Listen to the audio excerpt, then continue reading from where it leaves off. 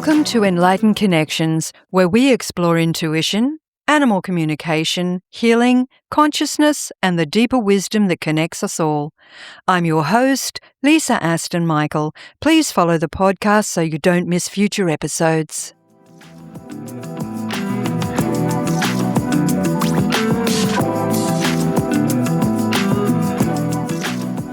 Welcome, everybody. Welcome back to Enlightened Connections. And today I'm delighted to welcome Tammy Holsey to the podcast. Tammy is a lifelong horsewoman, author, speaker, and passionate animal advocate from Texas. With decades of experience owning, training, rescuing, and riding horses, she's dedicated much of her life to understanding the extraordinary relationship between humans and animals. She's the author of Checote's Angels, a true story of a horse, a miracle, and the angels who surrounded us. A deeply moving memoir inspired by her beloved horse, Checote. What began as a devastating and seemingly insurmountable journey evolved into an extraordinary journey of healing, resilience, faith, and unexpected miracles.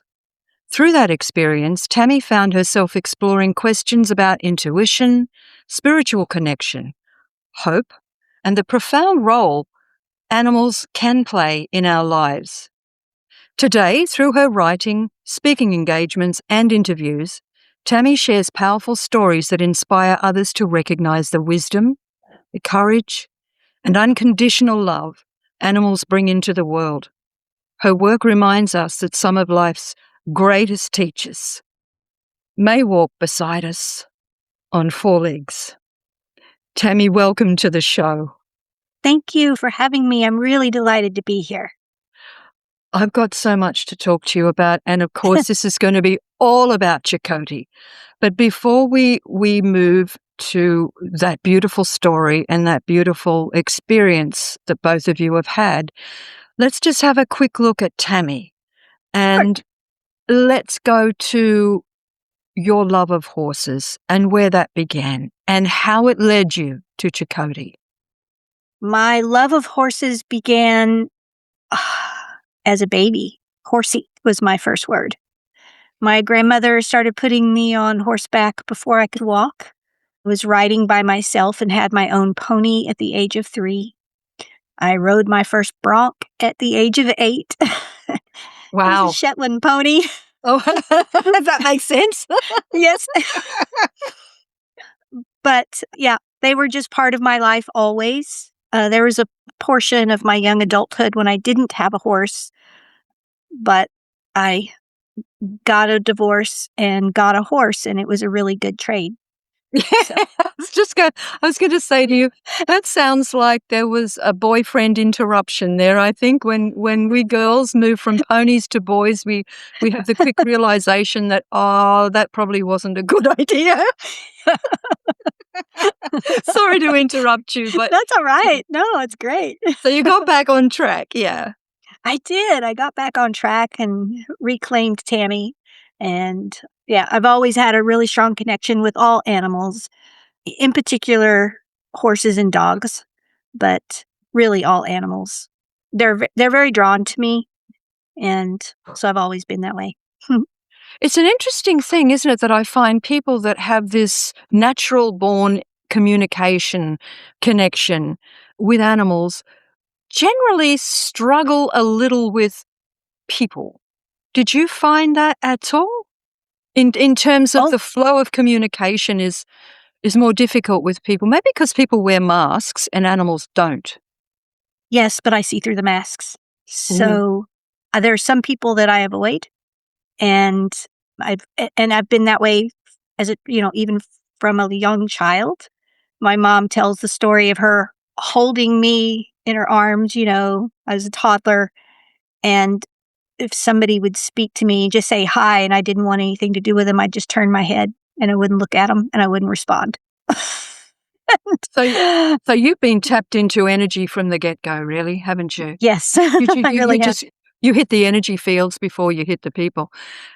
So how did that lead to Checote?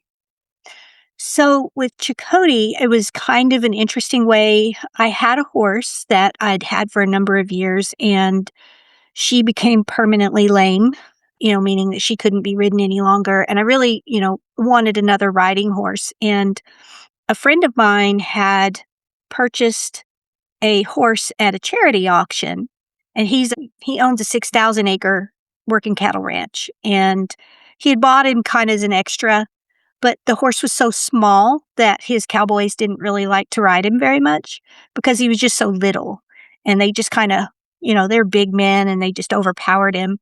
And whenever I mentioned to my friend that, I was looking for another horse, he said, "I've got the perfect horse for you." And for some reason, I just believed him that he was the perfect horse for me. And I could not wait to meet the horse. And it took a whole month. And I was like counting the hours of every day before, I could get out there and meet the horse that was perfect for me. And when I met him, it was instantaneous on both our parts. It was just that soul connection there that you were Yes. meant for one another. Isn't that Yes. absolutely beautiful? Tell us about Checote. Tell us, what does he look like? What's his color? Tell us about him so the listeners can get that picture in their mind of him.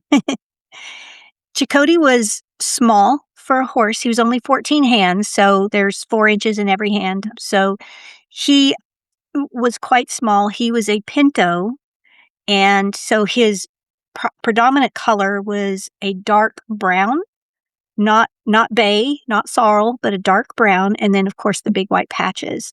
But his predominant color was the dark brown, and he had four white stockings, one white sock, a little bitty white on his forehead, and a big patch across his shoulder that went down, and his mane was half white, half brown, and his tail was mostly white.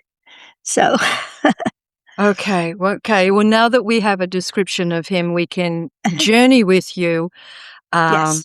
on where he took you. So, what happened? I believe like Checote's story is the foundation of the book. Obviously, it's called Checote's Yes. Angels. So, Yes. can you take us back to the moment of his catastrophic injury and explain to why so many people believed recovery was not possible? What happened? So Checote and I had been together about 6 years before his terrible accident. And, we had so many awesome adventures. And I had this really powerful, bond with him. But it truly went to a new level after his accident. So I was married to a man who was kind of a city boy, so we didn't have land, and so I boarded him at a boarding facility. It was a very nice place, and the people were wonderful. None of anything that happened to Checote was their fault, and nor was it the fault of their land.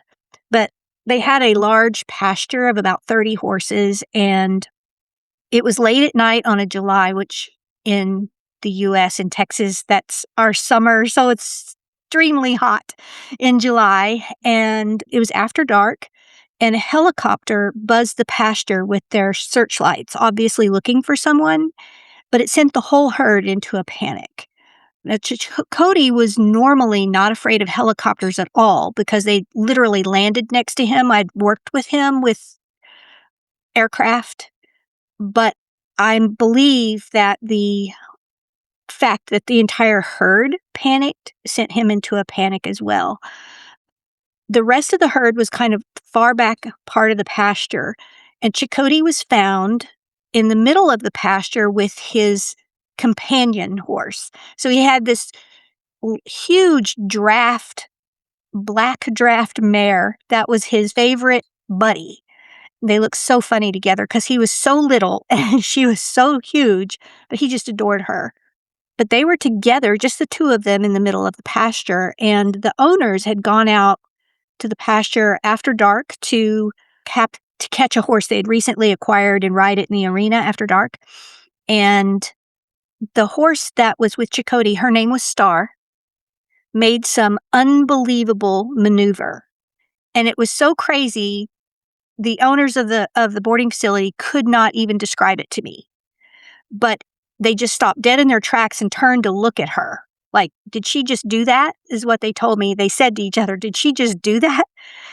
And as they were staring at her, she went into bird dog point position. I don't know if you have bird dogs in Australia, but those are hunting dogs. And when you shoot a bird, the dogs will find the downed bird and then they will point with their whole body. They stretch out their nose, they lift one leg and curl it up underneath them, and their tail goes straight out. And that's their way of showing you where the downed bird is. Okay. So a draft horse went into bird dog point position and was pointing at his leg. I'm quoting them. That is not my words, that is their words. They described it to me. And so they felt very compelled to go see what she was pointing at. And that's when they found this catastrophic injury. The vet said that it was the worst kind of injury a horse could sustain and still survive. And the fact that he was found so quickly and we had him into surgery within an hour of his accident is what saved his life. So that horse saved his life that night. Well, that's one thing that at the time I couldn't explain her behavior, her bizarre, impossible behavior. And Checote's rehabilitation was long. It took a year of rehab and multiple surgeries. And, I started working him on cavalettis. We did massage work. We did chiropractic work. We did stretching. We did all the things. I wrapped his other back leg so it could help, hold his weight, because if you're not familiar with the anatomy of horses, they're very large animals. Fortunately, he was small, but they're very large animals and they're built to be held up on 4 pillars, right? 4 legs. Yeah. And to be distributed not quite equally because their front holds more weight than their back. But if one leg goes down, the other 3 take over and they will break down quickly. Mm-hmm. So we wrapped his other legs to help sustain them while his, injured leg could recover and then slowly begin to take over, more of its weight. So there was a lot of things that we did to help him, including, starting over, how to walk, how to lift that leg. And I had my farrier is absolutely brilliant, and he built him a physical therapy shoe, which actually saved his riding career, that physical therapy shoe. And so much so that equine schools have taken pictures of that shoe because they were so impressed with, oh, this worked so well. Checote, even though he shouldn't have survived that night, and he certainly shouldn't have been rideable again, because his extensor tendons, which are the tendons that are in the front of the leg and they allow the flex of the foot, were completely gone. They weren't damaged, they were gone. So he had to learn how to walk without those tendons. And they don't regrow. So that was a lifelong thing. From then on, he had no extensor tendons. His flexor tendons were intact, but the area around it was destroyed. But the flexor tendons, the fact that they were intact was the other reason why he was able to survive, because that's the tendons that give you the forward motion. So he was able to move the leg to step forward. Unbelievable. Yes. The combination of his obvious sheer determination, he was not going to give up, combined with, and the same with you, your dedication. I would imagine it would almost have been a 24/7 commitment to him round the clock to watch every tiny movement that happened with him, every improvement. I dare say there were some steps backwards at some moments there. Absolutely. But you kept moving forward, and, throughout the journey that you experienced with him, there would have been events that challenged your understanding of faith and healing for sure. Was there a particular moment that made you realize something extraordinary was unfolding here? Yes. So eventually I moved Checote away from that barn to one that was simply closer to my office. Not because I was angry or nothing bad happened. I know his accident was bad, but the people were phenomenal. The property was phenomenal. That wasn't it. I just needed less drive time so I could spend more time with him. So I moved to this other barn. It was a beautiful place, wonderful. And this lady moved into the barn. Her name was Lindsay. And the rumor had it that she was an animal communicator. And we would do these Saturday morning rides. And, this was 2 or 3 years after his accident. And I was riding him by then. And I know, unreal, huh? And we'd been out on the trails that day and we came back and Lindsay and I were just kind of hanging out and talking. People say all kinds of things about new people. So I just went in one ear out the other about her being an animal communicator. But she asked me, she goes, well, how'd he hurt his leg? She couldn't see the injury because I always kept a wrap on it just to protect it. And I said, well, I'm not really sure. He was just kind of found that way. And she said, well, he's showing me what happened. And she said, I see a lot of horses in the pasture. I see him running, and he ran through the middle of a broken tree, and his leg is caught, and he goes to the ground, and Tammy, there's just so much pain. And he was found next to a tree that forked really close to the ground. Mm-hmm. And because the grass was crushed at the base of that forked tree, the owners thought that he had been laying down there and when the helicopter buzzed, that he had spooked and stuck his leg in the fork of the tree. We knew the fork of the tree had done the damage. Mm-hmm. But him sticking his leg in there, even by accident, did not make any sense to me. But Lindsay's explanation made perfect sense to me. And so I felt, for the first time, I understood what happened that night. But then it got even more interesting. I don't know what made me ask, but I said, does he know who saved his life that night? And of course I'm thinking Star, right? Yeah. Because that crazy behavior of, from a horse that you would never see. I mean, it would be hard to train him to do that, much less a natural thing. And she said, well, he keeps talking about the other horse, but I see a lot of horses in the pasture. And I said, oh, he's talking about his girlfriend, Star. And literally, it's summertime again here, so it's very hot, and goosebumps come up on her arms. And she goes, I'm not real sure I should tell you what he said. And I said, oh, you're not stopping there. No. Yeah. And she said, he just told me there were 2 angels in the pasture that told the other horse what to do to get him help. And Beautiful. Finally, Star's behavior made sense, So Lindsay really helped me a lot with Checote.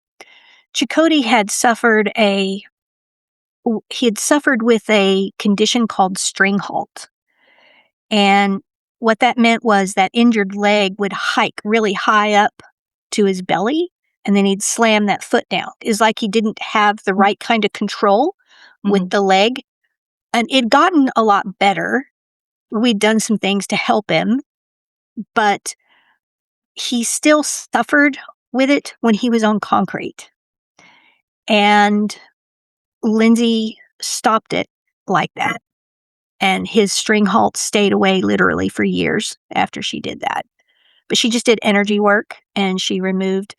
So what was happening is the horses are very, very connected to the ground. When he was on concrete, because he had so much interference in that damaged leg, he couldn't sense where the ground was any longer. Right. And she removed that block.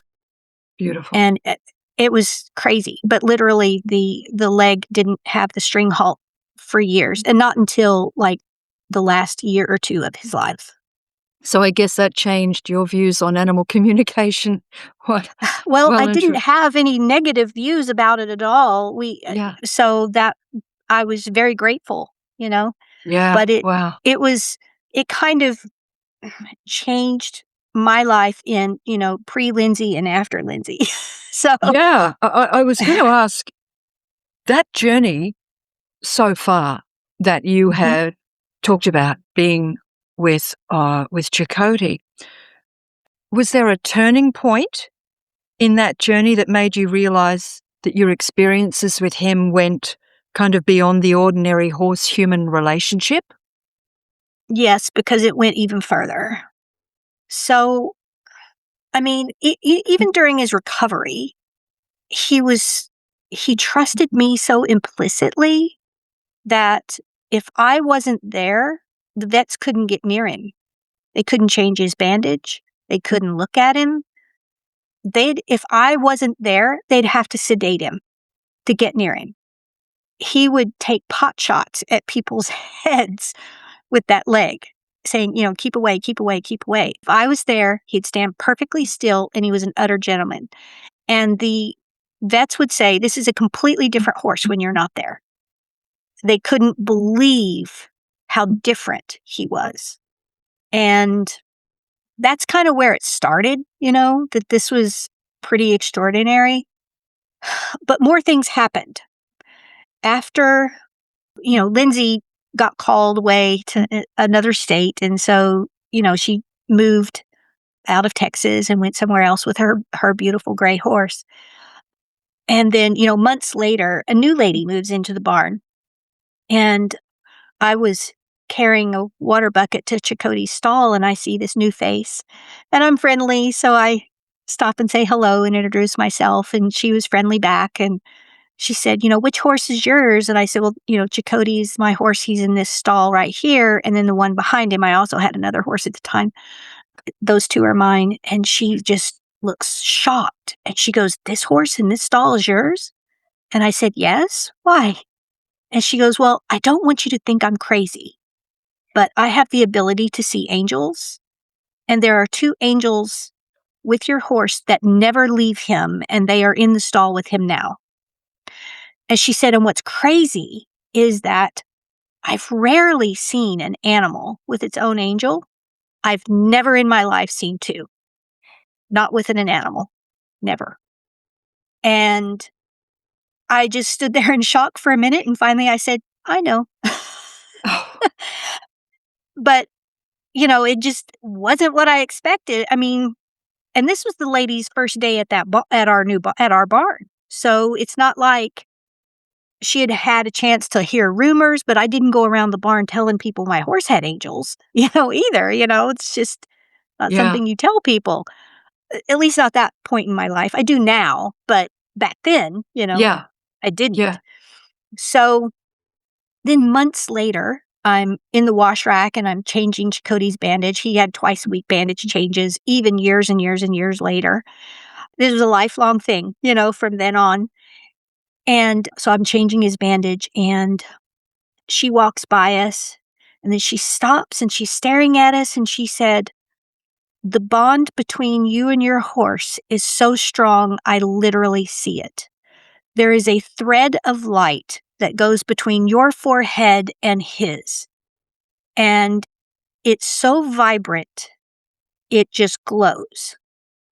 And that's a soul connection, and it's in the Bible.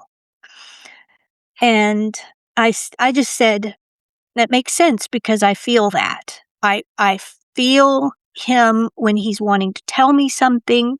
I sense his moods. I sense his needs. I sense his wants.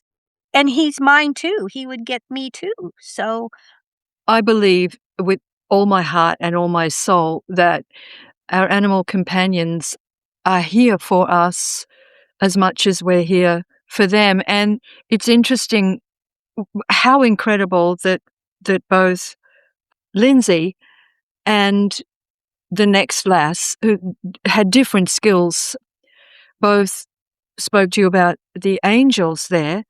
But it's interesting because before I started this recording and we were getting to know each other, I mentioned to you that what attracted me to your story was this overwhelming love that I felt, almost like a sea of love that I couldn't quite I've spoken to a lot of people that have horses and horses that have people, but this was different. There was something about this connection with you and Checote that just kind of was elevated. It was different. So as He was my soulmate. without doubt. So that I just wanted to kind of reiterate on that I'm glad I was tapped into what is happening here with you and Checote. So let's keep going on this journey. So we'll dabble a little bit into the book here, the book Checote's Angels, a true story of a horse, a miracle, and the angels who surround us. So your book highlights not only resilience in animals, because let's face it, look what he was absolutely adamant. He wasn't going anywhere. But also resilience in the humans who love them. So what lessons would you say did Checote teach you about trust, about perseverance, and about hope during the most difficult times? Well, two things I'll say. One is that Checote remained my main riding horse. After that devastating injury, I moved cattle with him. We ran flat out. His favorite thing next to running was swimming. He loved to go swimming. We competed in our I don't have a competitive bone in my body, so don't ask me how I got drug into this, but we competed into a play day that happened at the barn. I had never even seen a play day. I didn't know what these classes were, much less competed in one. They'd have to describe to me what I needed to do before I'd go into each one of these classes that I joined. He won a placement in every single one we joined. He won a 4th, a 3rd, and a 1st with no extensor tendons because he didn't give up. He just flat didn't give up. But let me tell you what else happened. We went riding one day. We would go riding every Saturday morning. Big group of us, we'd ride the trails. And this barn had amazing trails, right? You could ride off of the barn property and just go into miles of a labyrinth of trails. And I knew them all. And we could spend hours out there, just beautiful, beautiful trails. And we'd go Saturday mornings, and then a bunch of us would usually go to lunch in the afternoon after we were finished riding and cleaning up.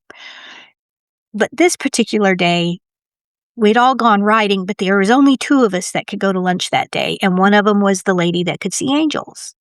Mm-hmm. And me. Mm-hmm. So while we're at lunch, she gets this really strange look on her face, and she said, "Checote just got another angel." And I said, "Is this in addition to or instead of?" And she goes, No, the other 2 never leave him, and they never will. This angel has come in for a particular purpose.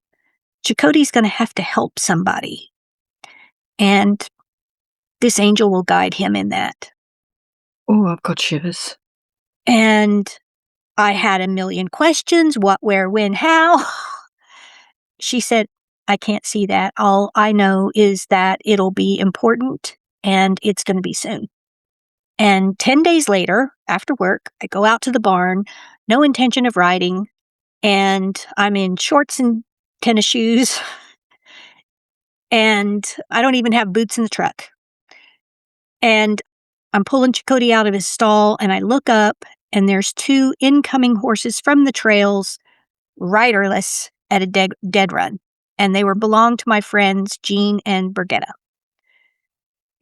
Riderless horses are never a good sign. No. No. So, I grabbed them, handed them off to somebody. I don't even know who I gave them to, threw a bridle on Checote, jumped on him bareback, and hit the trails. I didn't think. I had no saddle, no boots, no idea where they were. But what I knew in my heart is that my friend Jean was hurt. And I knew she was hurt bad. With every fiber of my being, I knew Jean was hurt, and we had to get to her. The problem was I didn't have a clue where they were. Like I said, it's a labyrinth of trails. There's tons of options, to go out there. I didn't know how long they'd been gone. I wasn't there when they left. So I didn't even know how far away they were. So I laid the reins down on his neck and I said to him out loud, Checote, Jean's hurt. You need to take me to Jean. Fine, Jean. And he took off at a run.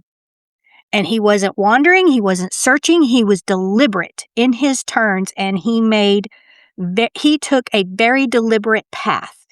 He went down the embankment, crossed the creek, got across the creek, and he went left, which is where we would go 90% of the time, and he came to the fork in the trail. 100% of the time I had been down this trail, I had taken the left fork. He took the right fork, a trail he'd never been down. There was a reason I never took him down that trail, because that trail led you straight into a gravel quarry. Heavy machinery, men working, loud noises, danger. Certainly not a place that you take a horse with very sensitive, nervous systems, very overwhelming. He didn't hesitate. And he took off into that gravel quarry, and when we reached the quarry, he took a left and went straight to the gravel pit, which is that big cavernous industrial bowl of where they mine the, dirt and gravel. Yeah. And I looked up and I saw the angel in front of him. And we ran in a flat run halfway around the rim of that pit. The angel disappeared. Checote stopped. I mean, dead stopped. And I'm like looking around and I don't see anything or anybody. So I pulled my cell phone out and I called Brigitta. She answered on the first ring and she said, "We're right below you." And I looked at the bottom of the pit and that's where they were. He took me straight to them.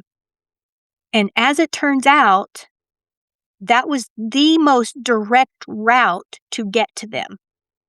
The absolute most direct route. I've ridden on the rim of that pit 1,000,000 times. But I always took the left fork and took this meandering path, winding around inside the woods and, that takes you 20 minutes to get to it. We took 5. So we slid down the wall of that gravel pit. I needed to see what I could do to help. Jean was so injured. She was on the ground. It never registered to her that we were there. Yeah. And Brigitta said, I said, "What can I do to help?" And she said, "I've called for rescue. They can't find us. Will you please ride out to the road and flag them down and bring them back here?" And I could hear the sirens going back and forth, up and down the road. They kept missing the entrance into the gravel quarry because it was overgrown and there was no signage. So it was really hard to see unless you knew it was there, and they didn't know where it was. So we hit the wall of that pit in an explosion, and he just took off again. When he got on top, he went into another flat run. We ran all the way into the gravel quarry again. Let me paint the picture there. There was a conveyor belt that was taking sand and gravel up and dumping it into a huge metal bin. This metal bin was the size of a room, and it was way over our heads. And the noise from that was just deafening. And we're under it.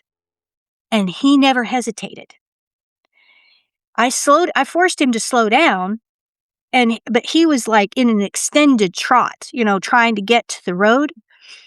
It's like he understood where we were going, And then, there's heavy machinery going all over the place, men, in those tractors and, whatever, excavators, all the things. And then there's these 2 ponds of water. And the road that we're on, or trail, is high in the middle of these 2 ponds. There's a giant diesel engine running with a water pump, pumping water from one pond to the other. The hose the water is being carried through is the size of a fire hose. And it's stretched across the ground where we have to go over. And it's vibrating so intently on the ground, it's like bouncing on the ground. He steps over it like it's nothing. His, as a horse, that should have been a horse-eating monster on the ground, Yeah. Yeah. And it wasn't. It was like it was nothing. The reason that he never hesitated, every time we went through there, I still continued to see the angel. It was right there in front of us, and he was still following it. And we got to the road. I flagged down the first rescue vehicle. He was so trying to get back to Jean. He kept outrunning the rescue vehicle. They couldn't go that fast because the trail was so, uneven, not without jarring their teeth out of their head. But anyway, I kept having to slow him down. Wait for him, wait for him. And so we get to the area where they can get down to Jean, and they said, well, I've got 2 more vehicles behind us. Will you go flag them down? They're never going to find this. And so we made 2 more trips. So we went through that gravel quarry 8 times. And every single time I saw the angel. Every single time.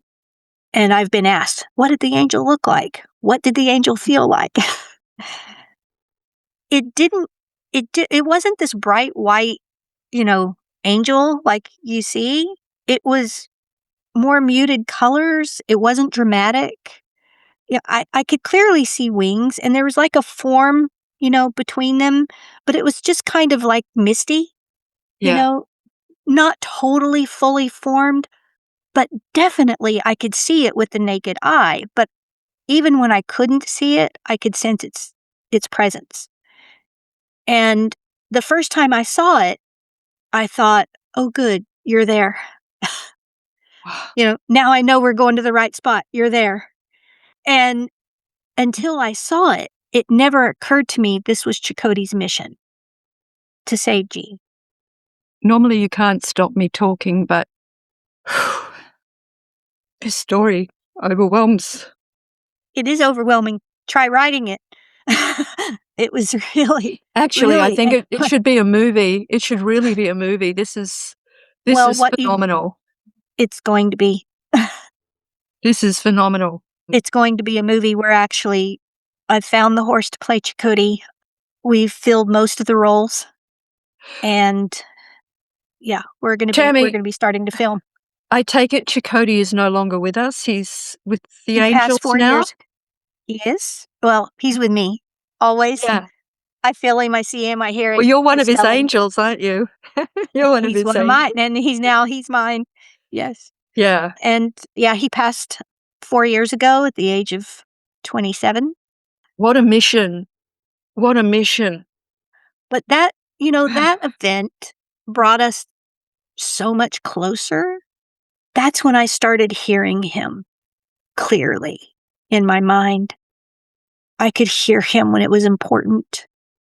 And I had another horse at Appaloosa, and I could hear her too when it was important. I could hear her asking for help twice when she colicked.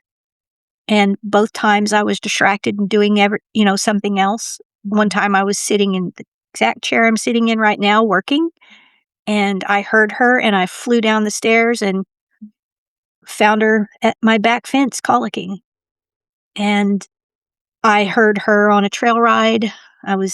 She was tied up at the trailer, and I had, was talking with friends, and I knew she was in distress, and I got up and ran and got to her, and it was another colic.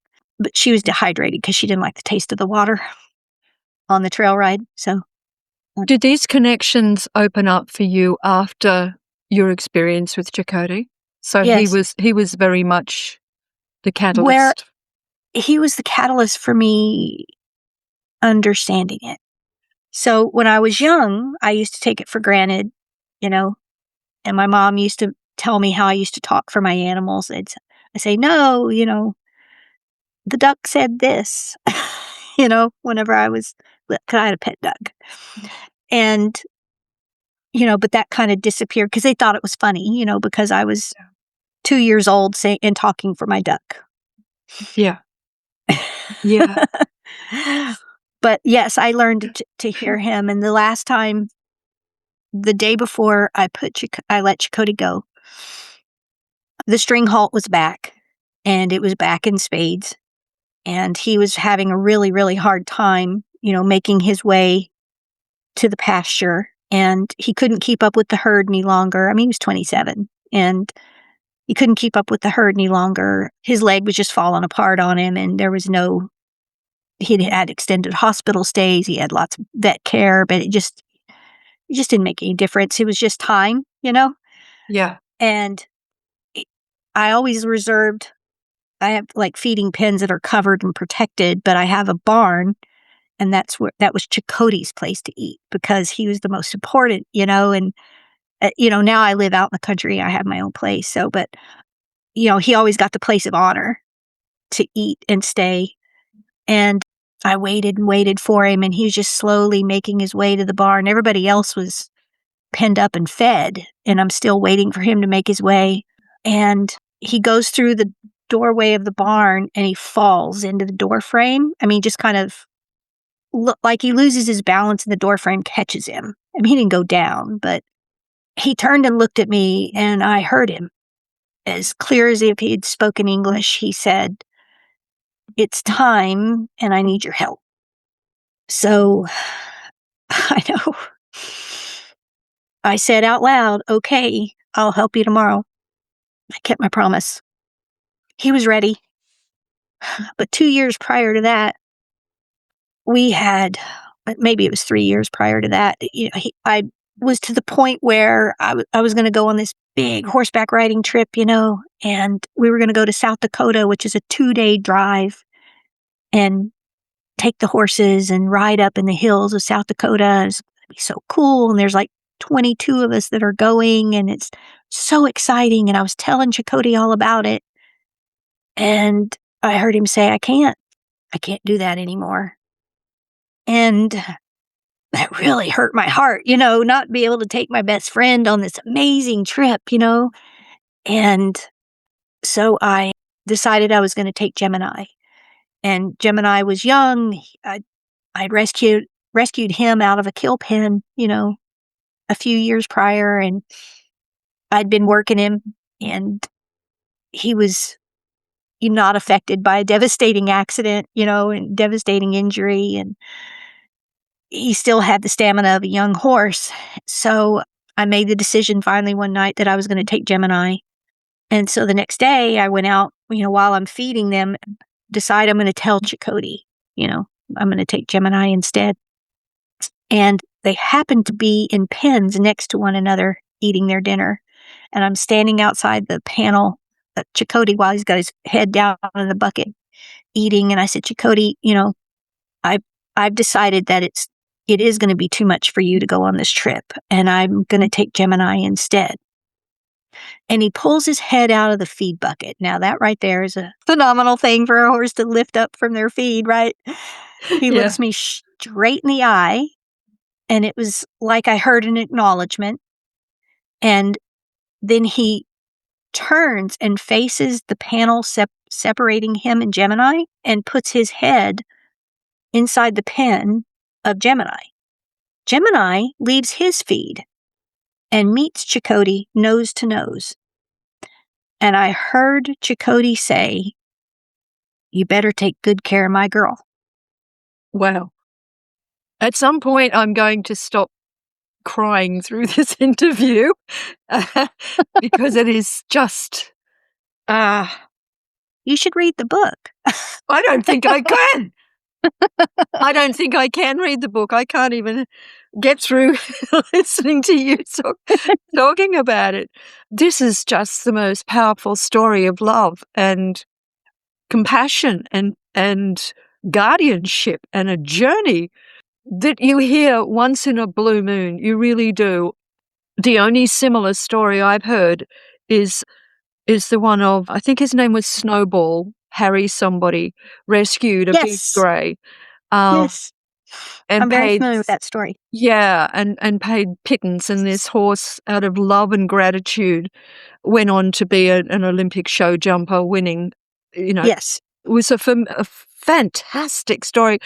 But this is again, a very different story, but not dissimilar.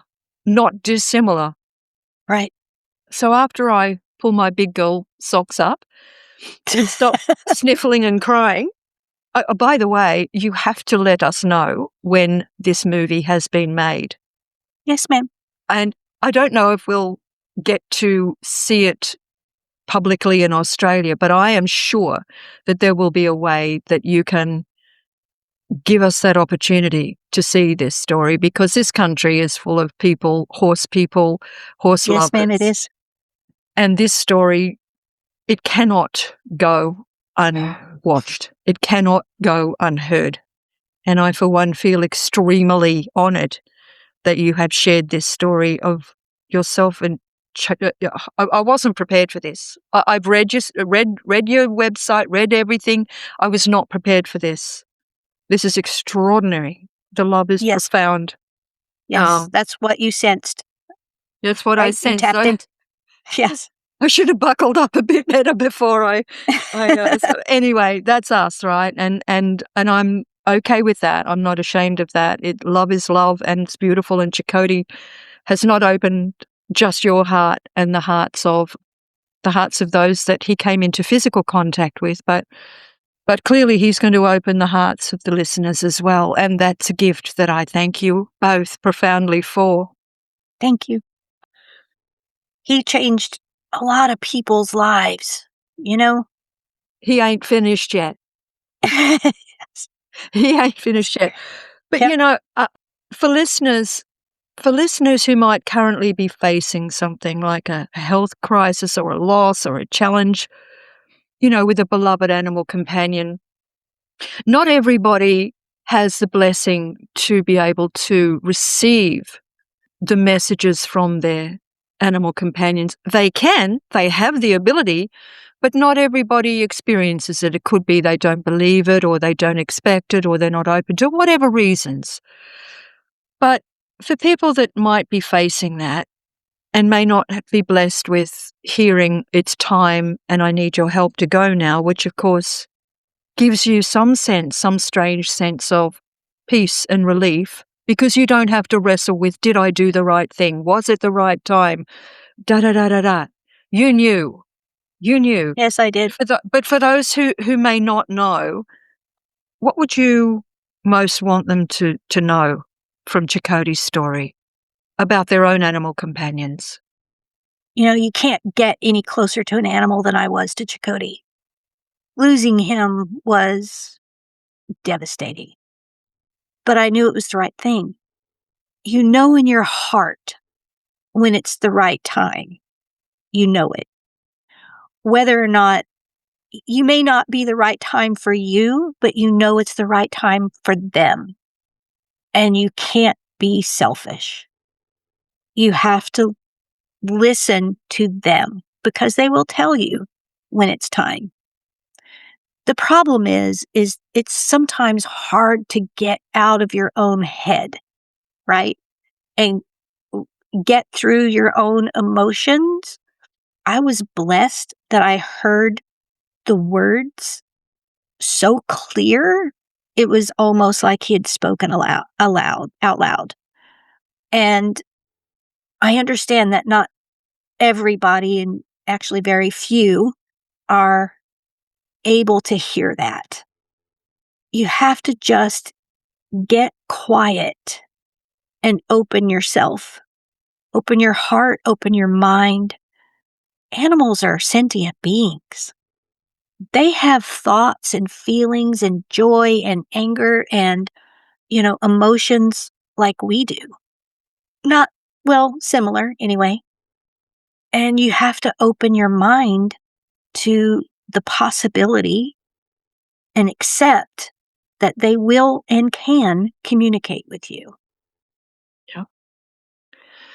Okay, well, I suspect at this moment listeners are going, where can I get this book? I want to read the book. I want to hear more about Checote's story.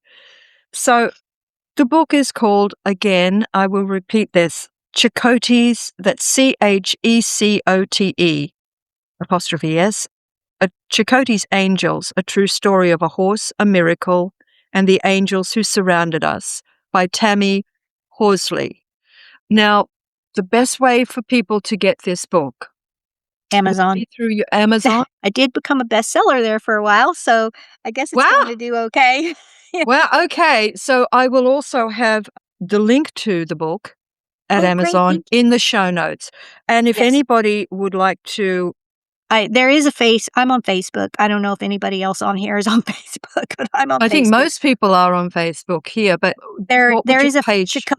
There is a Checote page on Facebook. So All if right. you just type in his first name, Checote, you can find his page. Well, I'll do that, and I will put the link in the show notes as well, so it makes it easier for the listeners to come to you. I'm sure they'll have some questions. And the book is available in Australia. I've had several friends order it that live in Australia, so it is available there. Tammy, you've given us so much detail today, and I ask my guests one question, and that question is, if you had one message for the world right now, what would your message be? You're never really alone. That's it. Do you see the angel anymore? No. It's the one and only time I ever saw it. But sometimes I sense them. And I certainly sense Checote. I have seen him. I have heard him. I have felt him. I hear him nicker. You know, if you have horses, you know they're nickers. It's one horse versus another. I've had all of my horses up in pens, and I hear him nickering in the pasture. Wow. And there's no horse in the pasture. I hear him. I hear his nicker. Another thing is I have another horse that's her name. I've got 6 right now, but her name is Pebbles. And Pebbles now eats in the barn. And I was sitting on the barn porch waiting for the horses to finish eating, looking out over the pasture and missing Checote. And Pebbles walked up behind me and laid her head on top of my head, just like Checote used to do. It's the one and only time she's ever done it. There is was so right much. when I was listening to him. Yeah, I was just thinking of him and missing him really bad. And I got this comfort, of her just dropping her head right on top of mine. We really are all connected, aren't we? Yes. Whether it's here or whether it's the spirit world, we really are all connected, and nobody ever really leaves us. They just take a different form. Yes. One thing I will kind of give you a little enticement to read the book.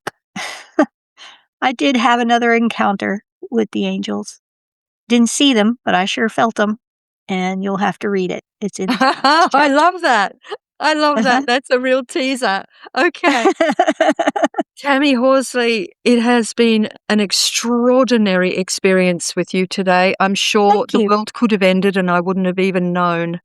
I was so ensconced in yours and Checote's story that you will no doubt continue together to do more beautiful work together. Thank you for your time. Thank you for this gift. Thank you. Thank you for the format and letting our story be told, because I really feel like it's important. It's important for people to hear. People need to know they're not alone. 100%. 100%. Thanks for everything. Both of you. Thank you. Bye. Bye.